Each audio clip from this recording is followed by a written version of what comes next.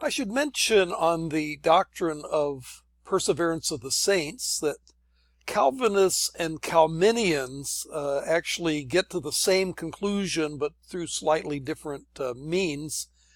The Calvinists will speak of perseverance as a result of predestination and election by God, whereas Calminians will argue that one can maintain free will and yet also say that one cannot lose one's salvation once you have it. And they argue that certain decisions freely made cannot be undone. Example, one can freely choose or choose not to marry, but once you've been married, one can never become a virgin again. One can be born, but having been born, you can't be unborn.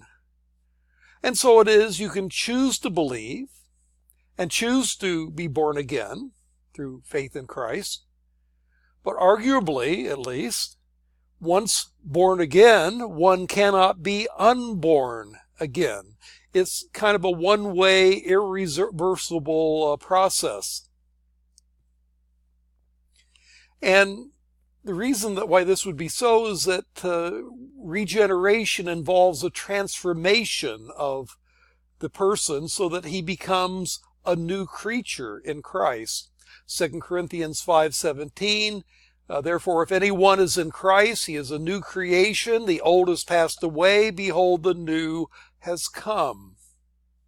And that transformation arguably makes the process irreversible.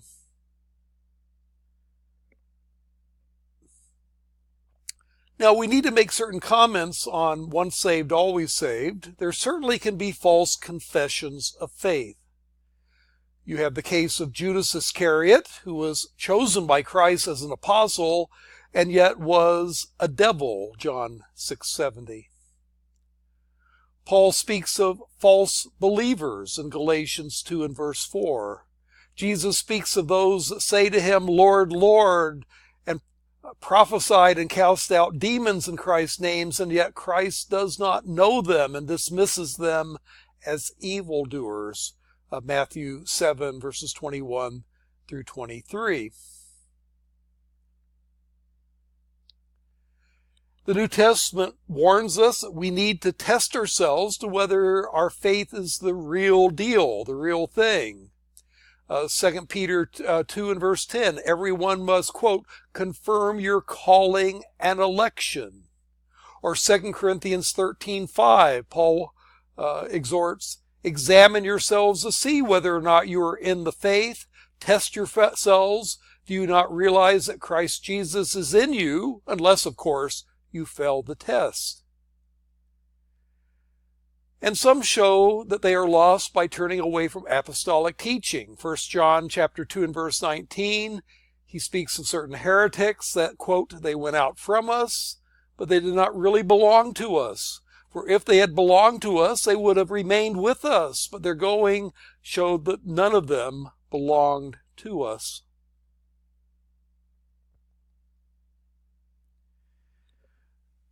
Now, yet another view of assurance of salvation is that salvation can be lost if you cease to believe in Jesus Christ. And this would be a typical Arminian view. Jacobus Arminius himself expressed doubts about whether or not this was true, but many Arminians affirm that if you cease to believe, you'll simply cease to be a Christian. The Arminian view is that salvation is conditional upon continuing to have faith in Christ until death. And those that fall away from faith and repudiate Christ, while they may have been once saved, they cease to be saved when they cease to believe. And they have proof texts that they look to in supporting this point of view. Hebrews chapter 6, verses 4 through 6.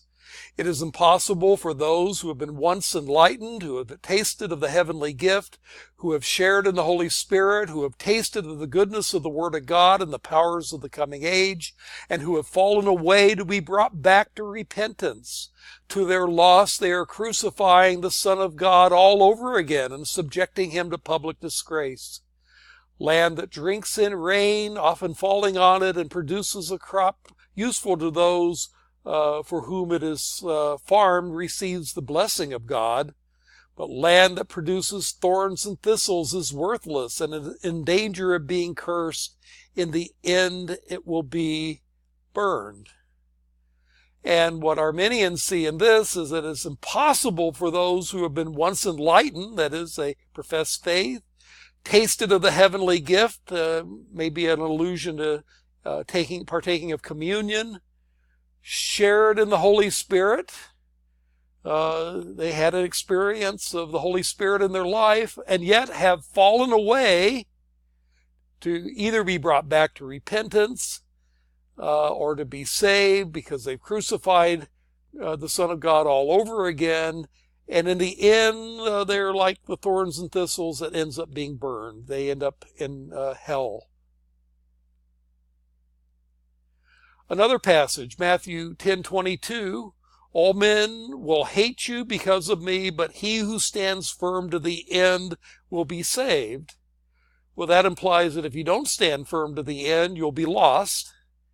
Even if at some point you stood firm, you have to stand firm to the end for you to be saved. John 15:5 and 6. If you remain in me and I in you, you will bear much fruit. Apart from me, you can do nothing. But if you do not remain in me, you are like a branch that is thrown away and withers. Such branches are picked up, thrown into the fire, and burned. Again, the throwing into the fire and burn, arguably, at least for Arminians, is a allusion to hell. So those that don't remain in Christ end up in hell. Hebrews chapter 10, 26 through 29 is another warning passage. If we deliberately keep on sinning after we have received the knowledge of the truth, no sacrifice for sins is left, but only a fearful expectation of judgment and raging fire that will consume the enemies of God. Anyone who rejected the law of Moses died without mercy on the testimony of 2 or 3 witnesses. How much more severely do you think someone deserves to be punished who has trampled the Son of God underfoot, who has treated as unholy the blood of the covenant that sanctified them, and who has insulted the Spirit of grace? Now, these are Jewish people in the book of Hebrews who were tempted to reject Christianity and go back to their original Judaism. And this is to trample the Son of God underfoot and to treat as unholy the blood of the covenant that had, at least at one point, sanctified them. And so it looks like they might be losing their salvation. Mark chapter 4, 16 through 17. The parable of the soils. Others, like the seed sowed on rocky places, hear the word and at once receive it with joy. But since they have no root, they last only a short time. When trouble or persecution comes because of the word, they quickly fall away. So they flourish for a little while, but it looked like that they were the real deal. But then they wither away quickly because they have no firm root. Now, how do Calvinists respond to these Arminian proof texts? Well, many of these verses are describing people who made false professions of faith, but were never really saved. So Judas Iscariot, for example, he looked like a disciple before he fell away, but he was never saved in the first place. And some certainly look like real Christians, even sharing in the Holy Spirit, as Hebrews 6:4 says, and receiving God's word with joy, as Mark 4:16 says. But perhaps it was just an illusion.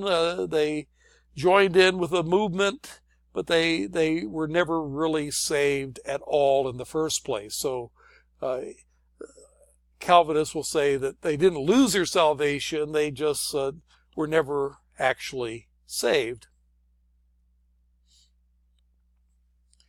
Now, the differences on the practical level between Calvinists and Arminians is not as much as you might suppose. Both Calvinists and Arminians will tend to say that those that commit apostasy and completely repudiate the faith are lost. The difference is that Calvinists will say that they were never really saved in the first place, whereas Arminians will say, well, they may have been saved at one point, but then they lost their salvation. But both agree that in the end, such persons, unless they come back to faith in Christ, are lost. Let me move on to the teaching about sanctification.